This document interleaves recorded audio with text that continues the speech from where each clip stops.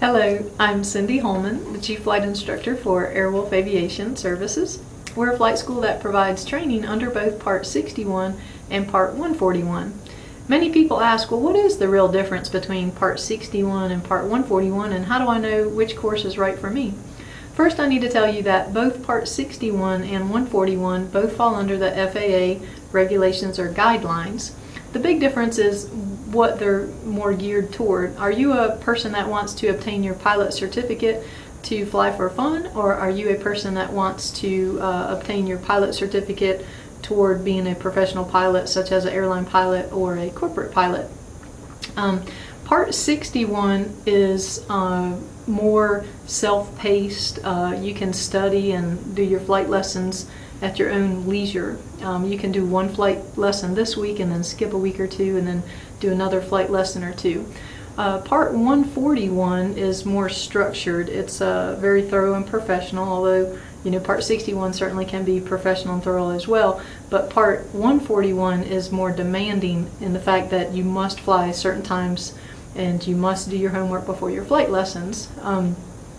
It's more like attending a college or university where you really have to apply yourself, and there's sort of consequences if you don't meet the standards for that course.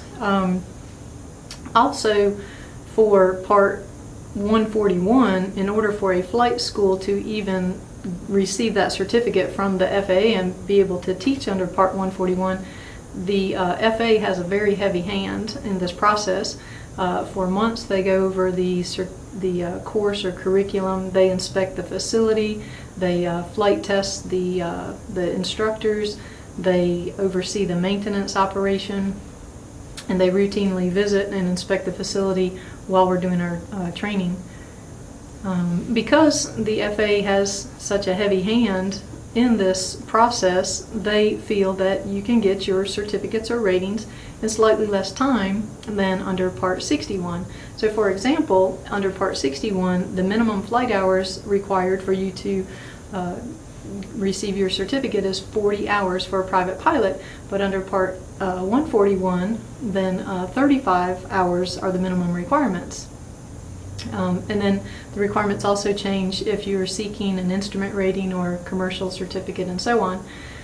There are some more benefits for Part 141. If you're in need of personal financing, financing is a lot easier to obtain because you are applying for financing at an accredited school.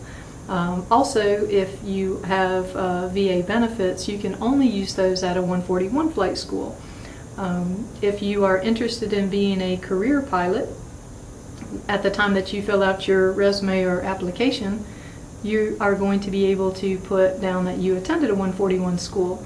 Well, the people in the hiring position, they know good and well that a 141 school is very structured, very professional, and it took a great deal of effort to go through that course. So the differences between the Part 61 and Part 141, one's a bit more relaxed, self-paced, the other one is very structured and demanding.